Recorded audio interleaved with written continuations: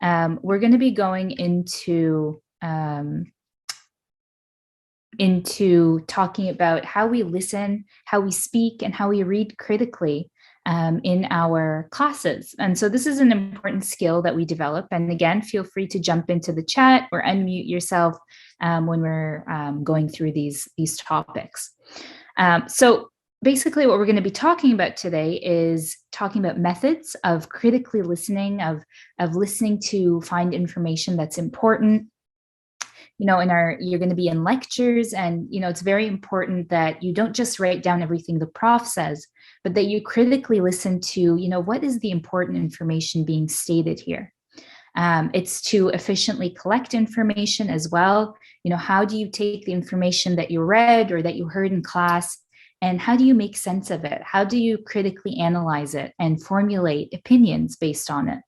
And to ultimately, the idea is that you're able to critically analyze and formulate ideas and articulate them in front of an audience or in conversation, or to formulate ideas that you later incorporate into your essays or into your exam question answers. And so in today's session, we're going to really focus on how to approach listening and reading critically so that we can really formulate these ideas and develop connections to what's being said in a way that saves us time and saves you time ultimately, so that you're not scrambling to write down everything the prof says or reading everything in your textbooks, but trying to really critically analyze, okay, what's important, what do I need to focus on, and where do I go from here. Okay, so today, or at the beginning of this session, we're going to talk about listening critically. And so when we listen critically, why should I actively listen in class, or listen to a lecture recording, when I can read the notes later, or I can read my book later? There's something very important, especially in a lecture hall or when you're listening to a lecture, to really be present in the moment that you're listening to it. You may think, oh, I can read the notes later, or I can read my book later. It's probably the same thing. But there's something very important when you're watching a lecture or when you're in the classroom that happens when you're actively listening. Conversations happen, questions are asked, the professor elaborates on points that things that you might not get in the textbook. And it really will help you better understand and evaluate what's being discussed during lecture. So it's not just about, what's the important information, but it's really about understanding and evaluating what's being said and thinking, okay, how does this connect to the bigger picture? How does it connect to, why is the prof talking about this? How does this connect to, what the point of the class is? Maybe you're taking an English class, a first year English class. Why is the prof talking about this particular poem right now? How does it kind of focus on the main theme of the class today, or the main theme of the course? And when you're actively listening, you can really start to pick up on those things and evaluate what's being discussed. It helps you also to retain information. So when you actively listen, it's been shown in studies that students who actively listen are better at, or it comes easier to memorize when it comes to test time or exam time. You're able to retain information a lot better because, going through it the first time when you're actively listening, the information sticks a lot better, especially when you're taking notes, you're taking good notes. When you're actively listening, that information kind of sticks in your head a little bit better. The other important thing, when we're actively listening, one of the important things is not just, when we think actively listening, it's not just sitting and listening and, just, taking notes whenever you think the prof said something important. But it's really sitting there and synthesizing the information or analyzing what's being said, and making connections, agreeing, disagreeing with what the prof is saying, with the ideas being presented, making connections, understanding the themes. That's what you really want to do in a class. It's not just about, taking everything at face value, but it's really, when you're in university, this is an opportunity to really start to make connections with your work, to start to understand, as a student, as a university student, you're very much, not on your own, but you're really in charge of your own success. And so in that, you're able to, there's some autonomy in that and some freedom in that, where you get to, really decide, okay, really am enjoying this class, but what is being said here? Do I agree with what the ideas being presented are? Or why do I disagree with them? Is this information relating to another class I'm taking? How does it relate to the last class we talked about? And am I understanding the themes of this course? And so this might seem very, bizarre to think about, if maybe you're thinking in your head, oh, I'm just here to learn I'm just here to learn chemistry. I'm just here to learn so-and-so. But it's so important to really be active in our learning and in our listening, because you get to make these connections to greater topics, to these different ideas, and advance your own scholarship, and advance your own understanding and ideas of so many different areas, depending on which courses you're taking as well. And so this is why we want to focus on this active listening. And we'll talk later in kind of steps to do that as well, to help better do that. So here's some guiding questions, when you're in class or after class, or when you're in a lecture or listening to a recording, to think about these things. And what is today's class about? And this will help you going into a class to really take notes that are effective, or to listen for keywords or listen for key information being said by the prof. And then you're able to, ask yourself, am I able to pick out important information in this lesson? What's the purpose of this lesson today? And what is the prof saying that's important? You don't want to just focus on, okay, I have to, scramble and write down everything the prof is saying. It's really about listening for, the theme of the class. What is the important information that's being said? And we'll look at some keywords that you'll hear in classes that'll help, again, guide you through it. The last thing, also another good, great guiding question, is how does this lesson here that we're talking about, how does it tie into the course objective? Or how does it tie into the point of this course? Why am I doing this? Why is the prof talking about this topic? And when you're doing this, you start to really think about, what is it that what I'm saying? What is it that the prof is saying, and why is it significant? And you get to make these connections. And that's where excuse me, it's my stomach. That's where the magic lies, is when you make those connections in class, when you're able to see, oh, this is why the prof said this. It relates back to this, or this is why the prof brought up this process. It's really going to help me, complete this activity. And so you really get to find and figure out what is the important information. Okay. So are you all, I just got a notification from Zoom. Are you all able to see my slideshow? Yes. Yes? I okay. can. Awesome. Right. And can you all see the chat as well? Are you able to see the thing that I sent, or it's still not sending? It's still not sending. Still not sending, okay. All right, don't know what that notification was then. Okay, so here are some steps or ways to improve your listening. So one of the things that you want to focus on is paying attention, listening for cues, taking notes, and minimizing distraction. And so sometimes these things are easier said than done, but in following these steps, you'll be able to improve your listening, and especially improve your listening on taking important information from the lecture that you're listening to.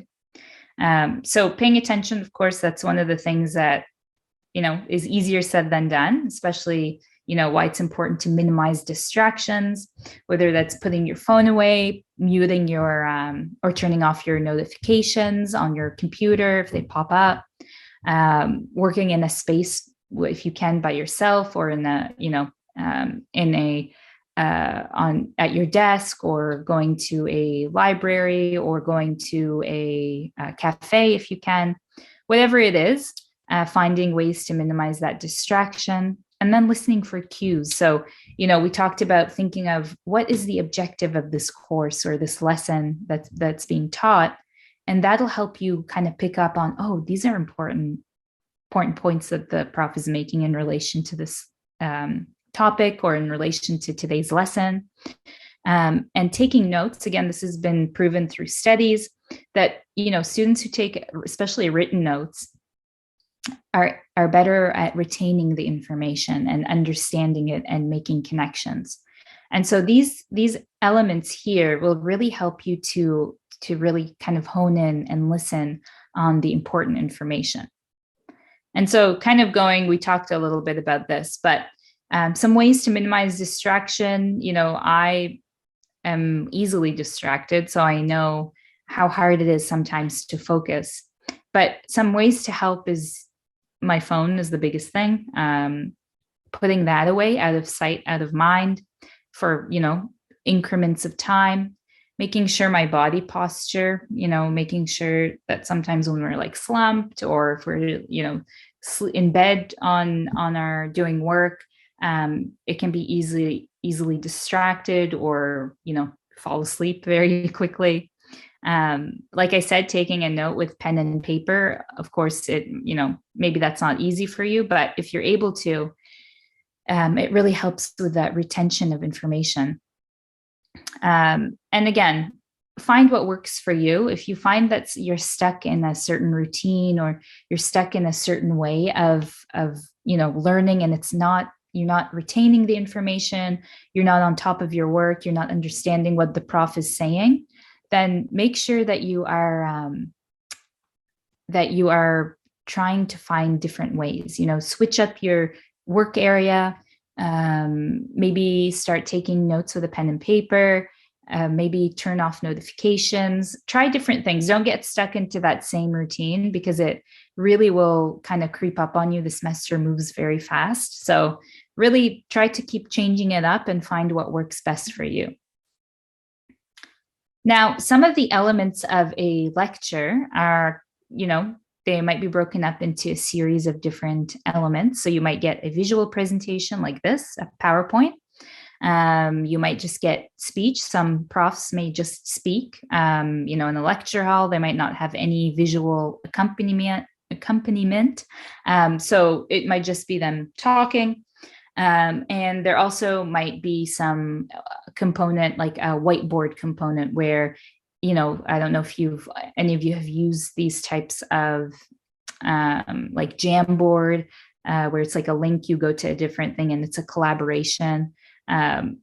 Something, again, it's a type of more collaborative and use of content.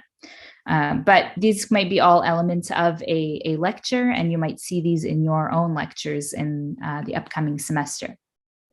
So there's different types of visual presentation. So in most classes, you'll be getting, you'll see a prof, whether it's online or in person, and they'll have a PPT or a PowerPoint or some sort of visual aid or presentation. So there's different types of visual presentations or slides. You have an information slide, picture slide, or you can get a clean slide. And so let's talk more about these. So when we think of an information slide, the purpose of this is to relay a lot of content. Now, when you're looking at this, do you think the prof would expect you to write all this down? What do you think the purpose of an information slide is? If someone wants to share either in the chat or unmute and share out loud. No. Why do you think? You're right. You wouldn't be expected to write all this down, right? Because there's so much information on it. What you want to focus on is identifying the main points and attempting to summarize them, right? It's not about, trying to get it all down. because it's quite impossible, to write all of this information down. And a lot of times you'll be provided the slides or the recording at least.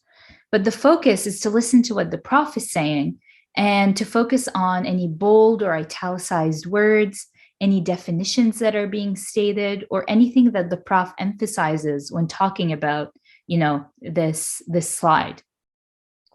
Any key numbers or statistics is also important to focus on. And again, you avoid, focusing on, okay, I have to get all of this down. Then you stop listening to what the prof is saying.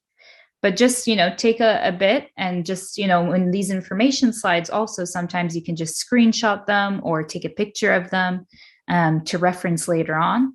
And then just focus on the main points of what's being said in the class, attempting to summarize the important information, looking for key definitions, and especially numbers and statistics, because those are, important and they might pop up on a test as well. Another slide that you might see, and a lot of times this is the most common type of slide that you'll see, and it's called a clean slide. And again, it's clean most of the time because it's usually has a few points on it. It's not very detailed. It's not as much information as this last slide we saw, where it's, you get all of these definitions. But you have, a few main points and an image, and it's pretty fairly, organized. How would you as a student, if you were in this class and I was giving you this presentation on desertification or desertification, how would you approach this? Notes plus speech, I see in the chat here. Anyone else?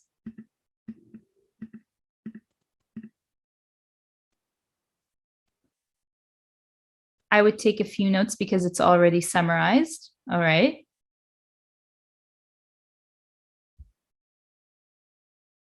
So here in these types of, thank you for participating in that. So when you have a slide like this, okay, see here, notes, speech examples. Yep. Notes and speech. So in these slides, what you want to do is you see, there's a lot of main points here, headers, but there's not a lot of content. Like, there's the causes, but it doesn't really explain what they mean by overgrazing or removing for cooking fuel, or what they mean by improper soil water management. So use these points in a lot of these types of slides, use them as main points. And a lot of times profs will just use these as guides, and in their lecture will provide explanation. So in your case, when you're writing notes, overgrazing will become a header, and then you'll just listen into what the prof is saying and maybe provide a definition or an example and fill in the details from that lecture. And so when you go back to study, you really have that organized in a way that, okay, I listened to this information, I took key points, as opposed to maybe just listening to what the prof is saying and not really retaining any of that information. And really using these guiding points as a way to, format your notes. And again, like it says here, these notes will often be found together on test material or on an exam. So it's a really good way to kind of get into the habit of finding these key trends. And again, this is one of the most common types of slides that you'll see in university, where the prof will really want you to focus on listening to what they're saying and fill in the details. Okay, and then finally, we have a picture slide. So some of the slides that you might get, and again, this is another common one that profs will incorporate, is just a picture. And a lot of times this will involve a lot of class discussion. So the prof might have an image and then might ask the class, okay, what do you think about this image? And so in doing this is where you kind of want to really actively listen in to the conversation being had, take down some key notes that the prof, might say. Think of how this picture relates to the course content or to the lecture's content of the week or of the day. And think of, okay, what is the significance of this image? And a lot of times, you don't want to just focus on just listening, you really want to take notes here, because when you go back to study, you might completely forget the conversations had. So really focus on understanding what the prof is saying in these cases. So again, this will be used to structure your notes. So referring to the image, listening to understanding what the prof is saying, what the class discussions are saying, is a really good way to make sure that you're getting the information. And it's a great way to practice active listening, so that you can really pick out what are the important points that the prof is making here. How does this image here relate to what we just talked about in last class or in the few slides earlier? And it will really help you develop some strong notes and a strong understanding when you kind of go back and review your notes as well. And so these are kind of the main types of visual aids that you will see in class, and it's usually in the form of a PowerPoint or some type of visual component. All right, any questions on that, on what we talked about, or do you need me to reiterate anything?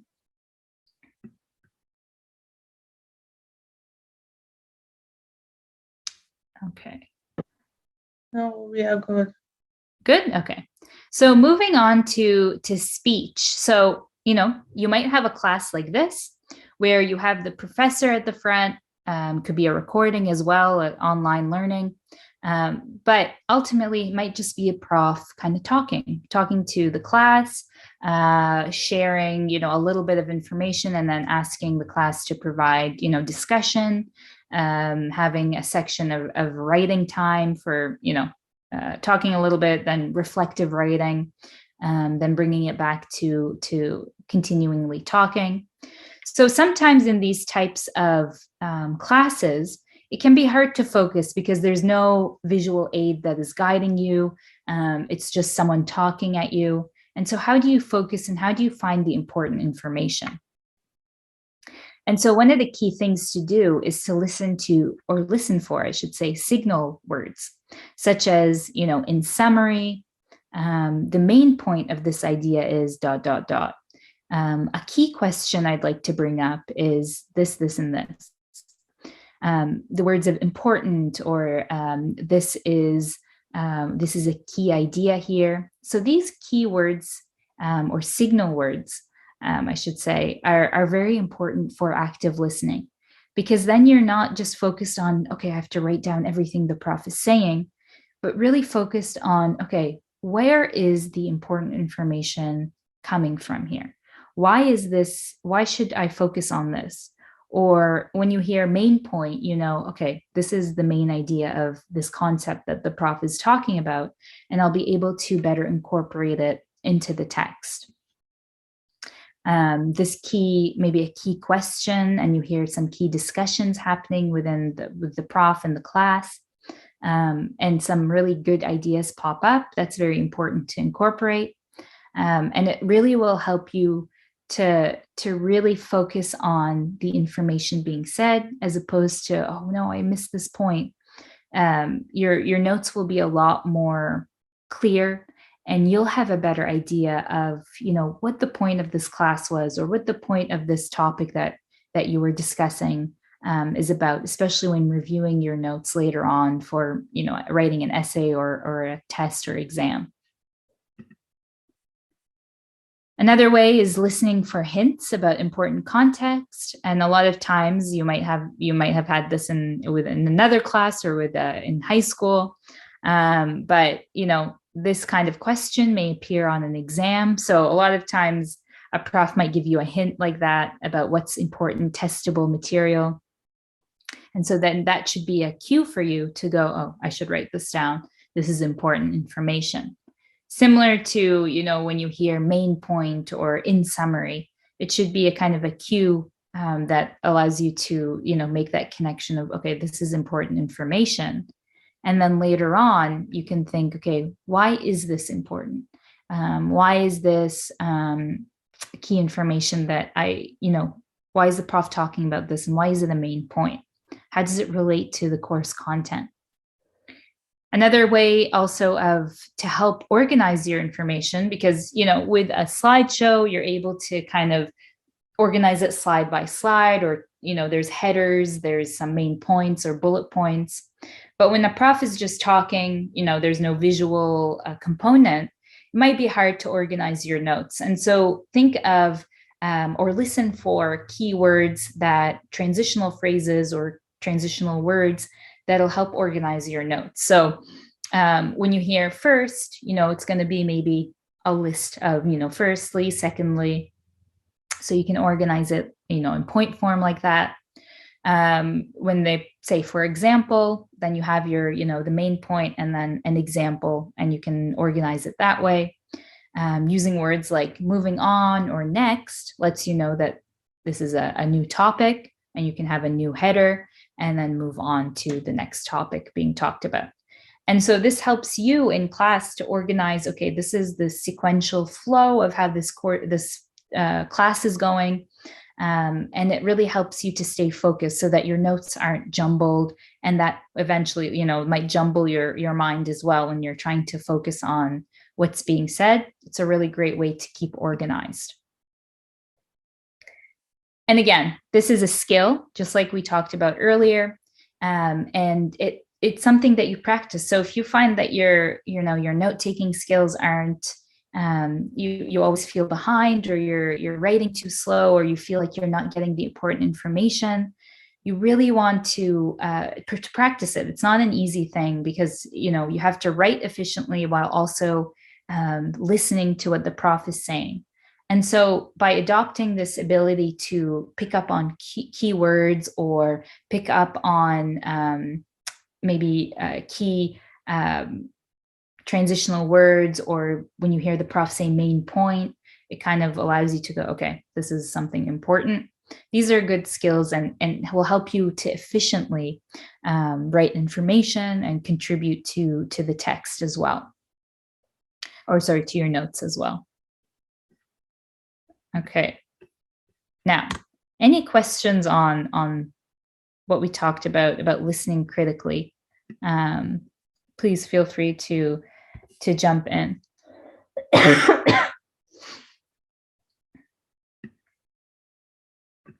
Do you, when you guys are taking notes, do you prefer, what's your process? Do you listen to with online learning? I don't know if I'm sure all of you have experienced online learning in some format, but have you, do you re-listen to the lecture? Do you take notes when you listen to the lecture the first time?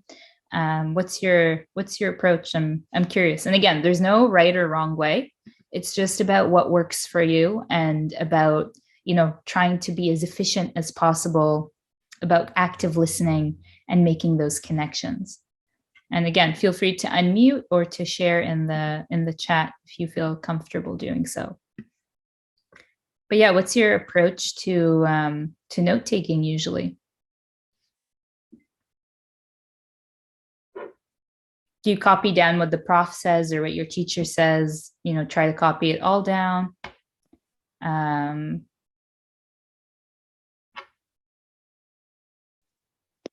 I did notes. You take notes? Yeah.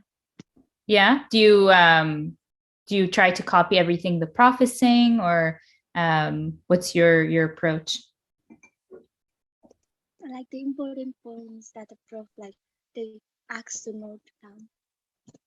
Yeah, awesome. That's a really good strategy. Trying to focus on what the important things that are being said, and it helps you with your note taking as well. And then eventually, when you go to study those notes, you can see, the big picture of it, and see, okay, this is why this is important. And it's a really great way to help you start thinking of, why is this important information? Why is the prof focusing on this? And when you understand that, you'll be able to make those connections a lot easier. Sarvpreet, thank you for sharing. He says main points. I write down the main points. HP says, listen to the speech, write topics, write main points, study books and research at home, prepare final notes. Okay, that's a really good approach as well.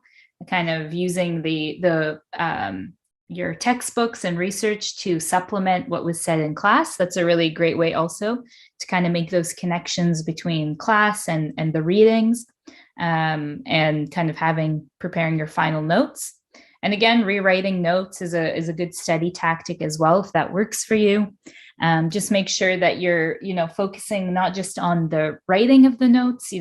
When I was in university, I focused a lot more on kind of writing the notes as opposed to really thinking of what I was writing. And a lot of times I found I wasted time because I was just focused on writing everything down without thinking of, the significance of it. Okay, great. Thank you everyone for sharing. So if there aren't any questions, I'd like to move on to reading critically. So one of the things that you will be doing, I see a note here from Hilda. I like to take notes while the professor speaks, especially the aspects we focus more on, and it actually helps me retaining it in memory. Yeah, that's awesome. And again, like I said, there are studies to show that, when you are writing down notes, whether you type or whether you write them down with pen and paper, and while the prof is talking, you retain a lot of that information because you're hearing it and then you're solidifying it by writing it down or typing it. And so it's a really great way to keep those ideas in your mind, and to pull apart key information being said. Thanks for sharing. So kind of moving on from listening and talking about reading critically, one of the things, or a lot of the times, you're going to be asked to read your text. You might be given a paper to do and you have to find outside sources. You might be given some articles to read to kind of, read before the lecture on Tuesday, and you'll have to kind of read that information and, try to think critically about it. And so one of the key things that we want to focus on is efficiency and being able to pull information from the text in a really key and critical way. So here's a kind of step-by-step that I really recommend you use in all your academic reading, whether it's articles, whether it's text chapters, whether it's, readings for a class. This method is really there to help you critically analyze information and also to save you time. So if you have an article, and then we'll see an example of how to do this in a second, but if you have an article that you're reading, is everyone familiar with what an abstract is? If you do know what an abstract is, do you mind sharing that, or if you feel comfortable doing so? If not, that's fine. But an abstract is essentially, in academic writing, is basically a short summary of the entire paper. And it can be descriptive or it can be informative. It can provide some details or it can provide the whole paper. So if you have an abstract, and it's usually at the top of a paper, it's essentially just a summary or an overview of the entirety of the paper. This is a really good way of reading the paper and seeing the contents of the paper in a really efficient way. So it helps give you kind of an overview of what's being said, and usually it takes a minute or two to read. So from that, you kind of already have an idea of what the paper is about, and you haven't even read, you've only read the abstract. So this is a really good way, and when you're researching, when you're reading, to really efficiently break down a paper so that you pull out the important information, while also, saving yourself some time in case you might not want to use that article anymore, or to kind of find the important information.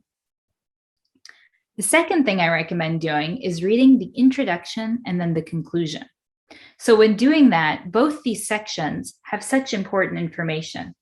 The introduction gives you context, it gives you background, It also gives you the purpose of why this, of why the author is even talking about this.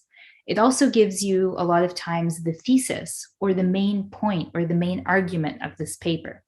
And so you get a lot of information in that section.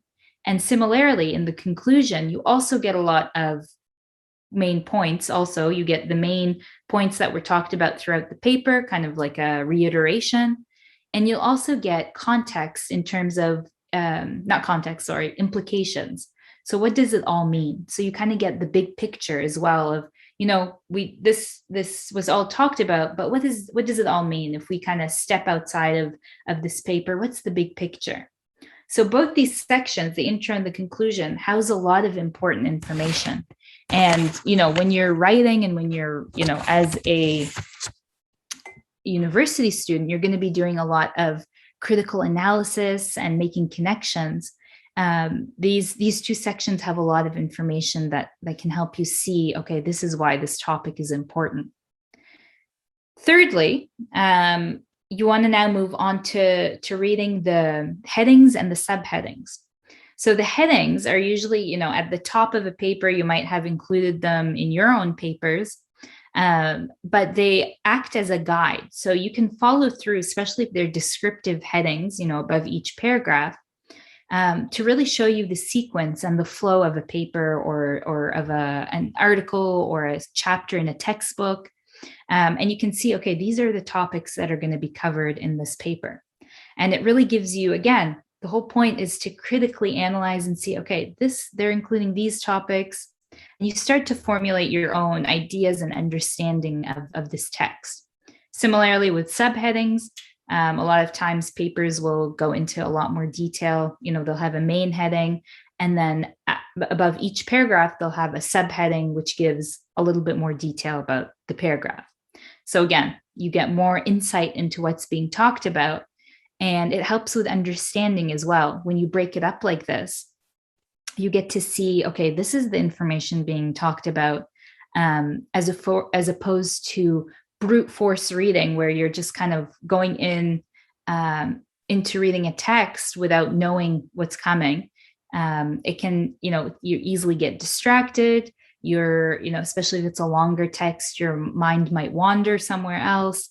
You won't stay as focused. And so it's important to break up, especially academic writing or, articles that can be very heavy sometimes and sometimes boring, to be honest. And so it's important to break it up into chunks so that it makes it easier. And so this is what this process is. Now, fourthly, go into reading the topic sentence, or which is usually the first sentence of a paragraph. And in a well-written paper, a lot of times the topic sentence should give you basically what the whole paragraph is going to be about. And again, without, reading the full paper, you're still getting a lot of information about what this paper is about. And as you go through the paragraphs, you'll start to have an idea of, okay, they're talking about this, they're talking about this, and getting an idea of and a more understanding of what's being said. And so from, steps 1 to 4, you already have, you're going into this paper or this article with a lot of understanding. And when you break it up, like I said earlier, into these chunks, it makes it less likely that you are getting confused or distracted or, your mind wanders. You can really stay focused because it's, small amounts of reading. And especially with complex articles or papers, it helps break it up so that you better understand it, and it saves you time ultimately. Now, as you're going through this academic reading, you always want to make sure that you're reading it, though, from beginning to end. Steps 1 to 4 are good for a preliminary reading, for, highlighting and understanding maybe key points. But now that you're going in with this understanding, reading it from beginning to end will be easier because you know what's happening. You have an idea of, what are the main points being said. And so this is number 5, is where you kind of do the brute force reading. Now, as many times as you need, you should read through the paper so that you can, highlight key points. This is where you start making connections, and it'll be easier because you went through that process from steps 1 to 4 to really get an overview of the paper. And then now in steps 5 and 6, you can really focus on, okay, this is why this information is important. Or I'm going to use this article because this connects to the main point that I'm trying to make in my own essay. It helps you to analyze the information. It helps you to relate it to, the course content, for example. And it helps you analyze, did the author do a good job of supporting this evidence? Why or why not? And so all of this critical reading is so important for you as a scholar, and for you as a student to kind of advance that information, to advance your scholarship and, be able to formulate critical ideas, to develop ideas about the content of the course, but also outside of the course. It's, this is building steps or building blocks to what you are, what you're studying. And so when you think in this way, you're able to make those connections a lot easier, and to understand the material in a much clearer way as well. So any questions on that? I know I talked quite a bit, but we'll see an example of what this looks like. But any questions on this process? So let's practice this together. So take a look at, this is a screenshot of an article that I chose. And take a look at, this is the title page. What information from just looking at this? What is this? What do you think this paper is about? And feel free to unmute or use the chat as well.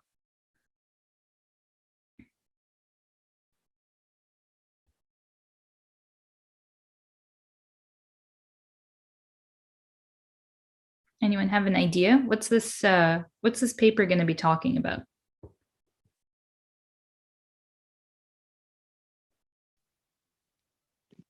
Environmental impact of textile reuse and recycling, I guess that. Yeah, that's what the title is. Yeah, exactly. So we're looking at, again, the environment. Look at the journal. It's the journal. I see some things here. Let me see. Oops.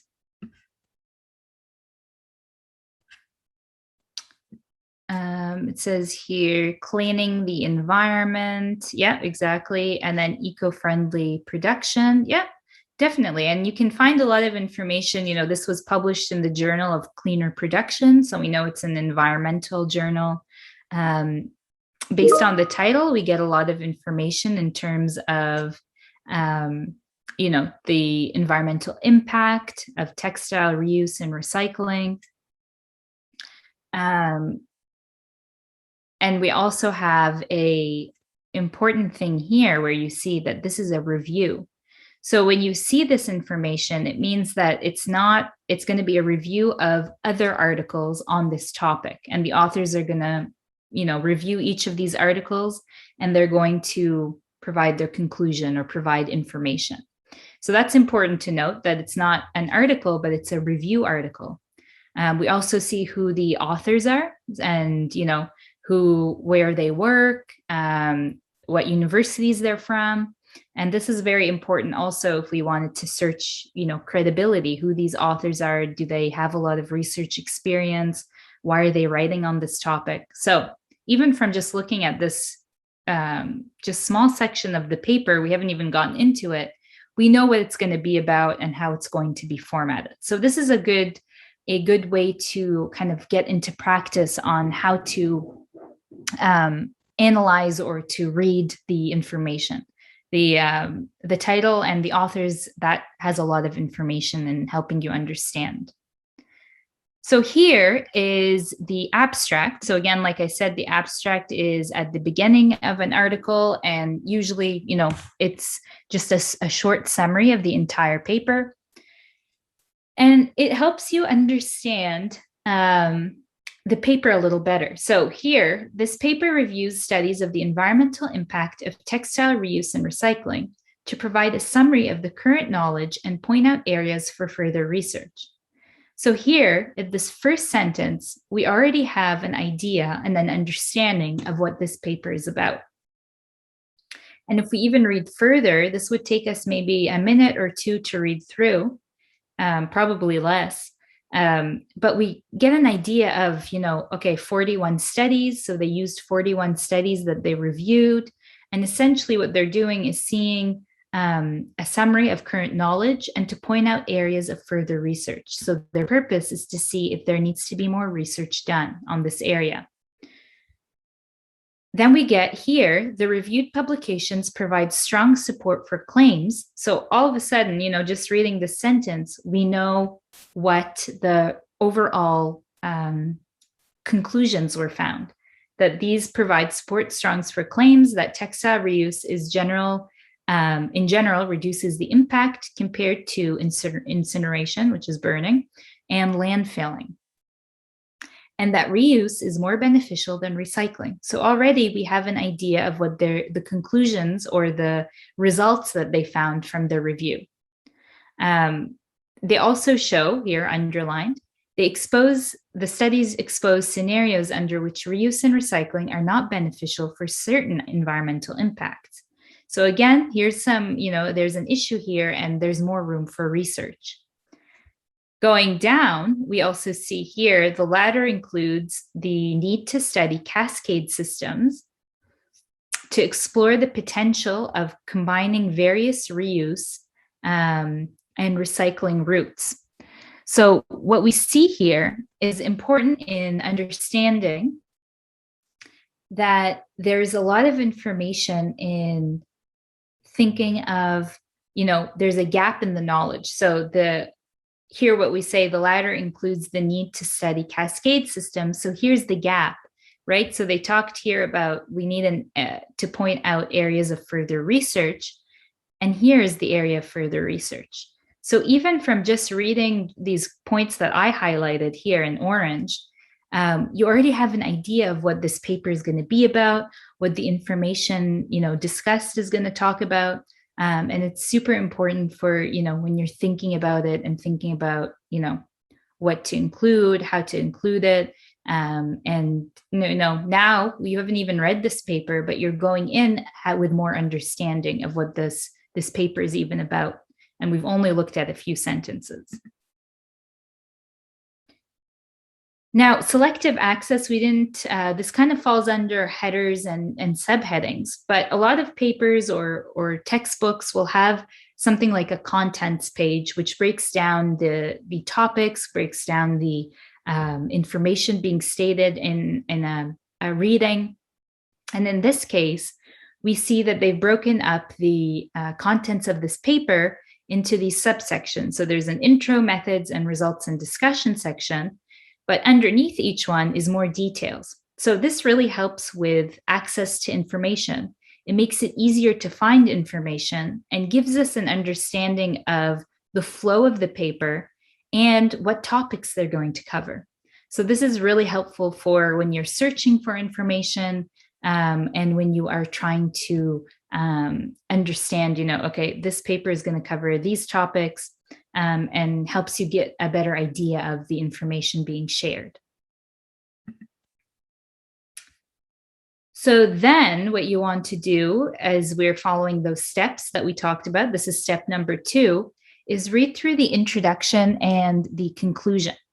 So there's, looking at this is not the full intro, of course, but the introduction will provide you, like I said, with context and background information, whereas the conclusion will provide you with, like it says, concluding points, as well as the main overarching points that were covered in the paper and implications. What are the next steps?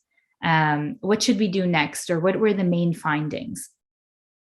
And so that's what these 2 sections will have. And even from looking at this, we can see that a global demand for textile products is steadily increasing, a trend likely to continue due to population growth and economic development. Then the conclusion goes into, in this present paper, we reviewed studies of the environmental impact of textile reuse and recycling. Below, the main findings are listed. So even without reading, we know what to expect and what's going to be in these paragraphs. Now, moving on again to headers. So this is what I meant by headings and subheadings. So when you have headers, it gives you kind of an overall, okay, this is the main point, and it might be broken up further. In this case here, in 3.1, we know that what we're going to get in this next paragraph is an overview of publications. So this is where they're going to provide us with a summary of each of the articles that they looked at. So here they even say they're going to review 41 publications. So we know that we're going to get an overview of 41 of those articles. So this will help us, when we're researching to find this information, but also let us know what to expect in these sections. Reading the topic sentence, now moving on to step, I believe this is number 4. The topic sentence, again, in a well-written paper or a well-written piece of academic writing, will provide you with a lot of information, or, the main topic or main point of a paragraph. So as you're reading through, in this case, textile reuse refers to various meanings or means for prolonging the practical service life of textile products by transferring them to new owners, with or without prior modification. So when we look at both the topic sentence and the header, we see that a typology of textile reuse and recycling. So this is where they're giving us some, explanation of what textile reuse and recycling refer to, the background information, further explaining what these words mean. So this is, we see that this is what we are expecting to see. We see more information on what reuse means. And I assume in the next paragraph, they're going to be talking about textile recycling and the definition of that. And again, you see how this breakdown helps you to also break down the topics being said and to kind of consume them in a more palatable and smaller chunks, so that it's not an overwhelming amount of information. And so you can really pick out the key points, and so that when you go to read through it, eventually, the information is a lot more clear. You have more of an idea. So we haven't even read this entire article at all, but I'm sure you have more of an idea of what it's about, what the contents are, and we also have an idea of the conclusion, what information they found, their results, as well as future steps. And we haven't, it took us 10 minutes to go through this, and you haven't even looked at this paper, but you still have more of an idea. And so that's what I want you to take away from this, is that reading doesn't have to be overwhelming, especially academic reading. The whole point is that you are, reading these texts and thinking about them critically. And so this next step here in sorting the information will really help you do that. So that when you're reading this in this way, taking, steps 1 through 6 that we talked about, when you start to sort the information, it really will help you to make connections and analyze and evaluate the text that you're reading, so that you ultimately can really fully understand, why did the prof assign this reading? Why is this important to the course that I'm taking? And how, what conclusions can I draw from what the author is saying? And so think of the topic here when you're reading, in general terms, what is this paper about? So even with this, with looking at that paper above, can anyone tell me what the paper was about, what the topic of the paper was about? It was about how reusing and recycling products has a great impact on our environment. Yeah, exactly. So that was the main topic of the paper. And so then as you're going through, you can start to see the issue, the author's position, the evidence provided, and an evaluation of the paper. So the issue in this case was, that there's a lot of textile pollution, essentially, and that, there needs to be maybe see, how far the research has come, because this is a review, and also to see, what next steps there needs to be taken, or if there needs more information. as you're reading through, you can also see what the author's position is. So, what does the author think the correct opinion or interpretation is? Is there any bias? As you're reading, does the author provide key evidence? What evidence do they try to provide to convince us of their point that they're trying to make, or their thesis or their hypothesis?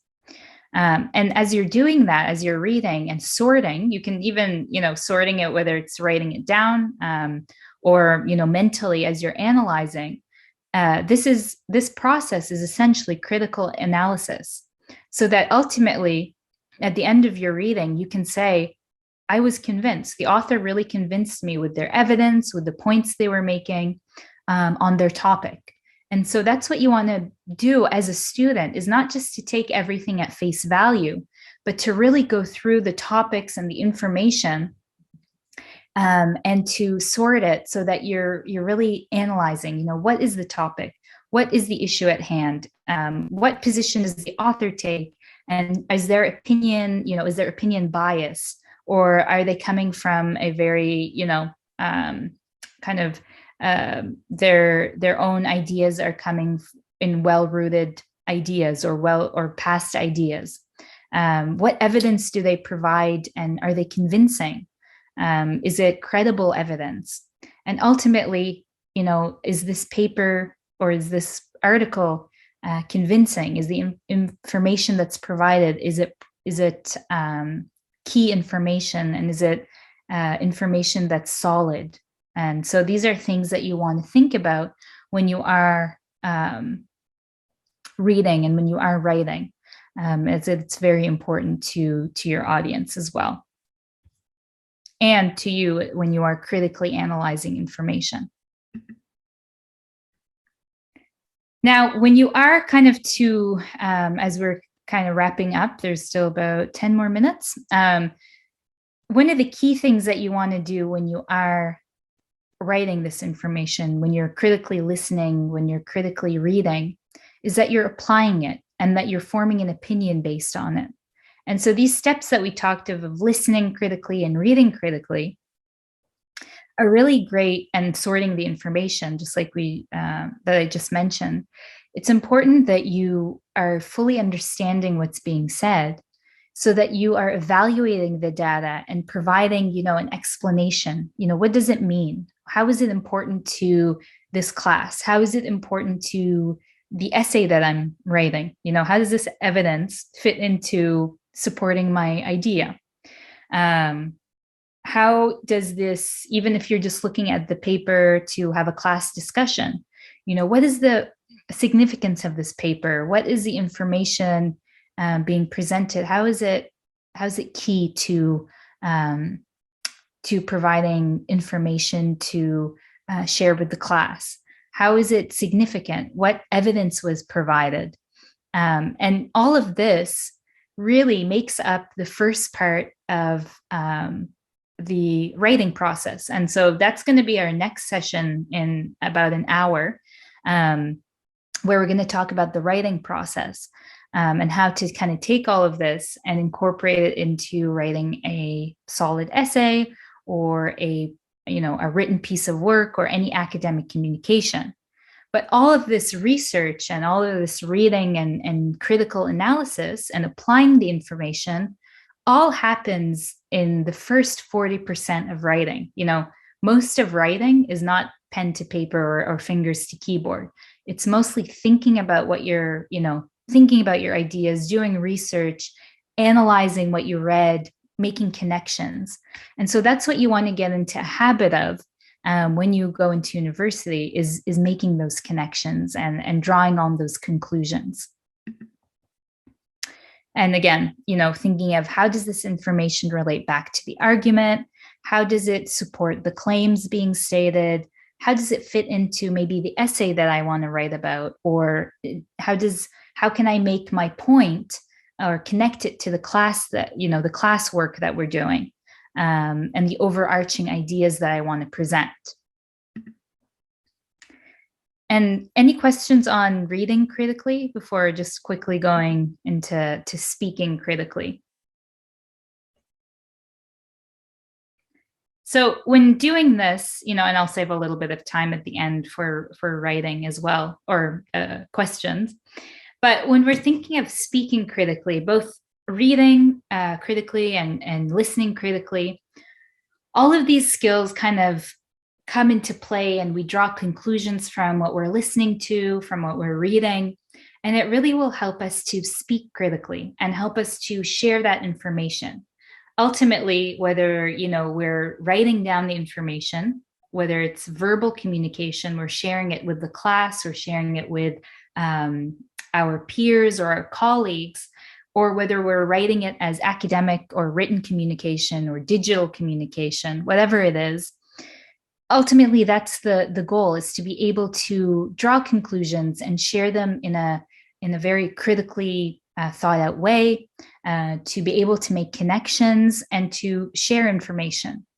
So when you're going into university, I know this is a lot of information and it might be overwhelming, but ultimately in university, you don't want to just focus on, writing, making sure that you have all the notes down, for example, or listening to what the prof has to say and writing it all down. That's important. But what's even more important as a student, and thinking back to what Dr. N said and what Dr. Crooks said yesterday, what is the goal? Why are you here at university? What do you hope to do? And in doing so, you really want to be able to apply that to your classes. And, try to not just take everything at face value, but to make connections, to critically analyze what's being said, to draw conclusions on materials that you're given in class, on readings, on books that you're asked to read, and to kind of find the bigger connection. What does it all mean in the scope of this class? Why are we asked to do this reading? How does it relate back to the course content? Why am I learning this skill right now? How will it help me? And so in doing that, you'll be able to formulate these conclusions, to share your ideas, and it makes you more of a critical thinker as well, because you're not taking everything at face value, but you're really thinking about it. You're absorbing the information, you're analyzing it, and you're synthesizing it into new ideas, into developing, advancing scholarship, building on ideas that have already existed. And so that's what you want to do, as a university student, is, even in your first year, start putting down the foundations for doing that. Start thinking critically about your readings and making connections, and being able then to share that information to an audience, or to your peers or to your professor, whether it's in written form or in verbal form. And it really, you'll find that it'll make the learning experience a lot, not easier, but it'll make it feel a lot more significant as well. Because you're not just taking everything at face value, and you're not just, okay, I just have to get through this course. You're really seeing, the intent, the purpose behind the readings, the classes. You're critically listening, and you're analyzing all this information. And so I hope those steps that we just talked about, these are some references, but kind of in closing, I hope those steps will really help you in your classes to kind of go through and develop new ideas to help you, feel more confident when you go into, you start your courses next week, and to really think of, when you're in a class, how can I better listen? How can I better understand this text? And what does it mean in the context of this course or this topic? And so I hope that was helpful.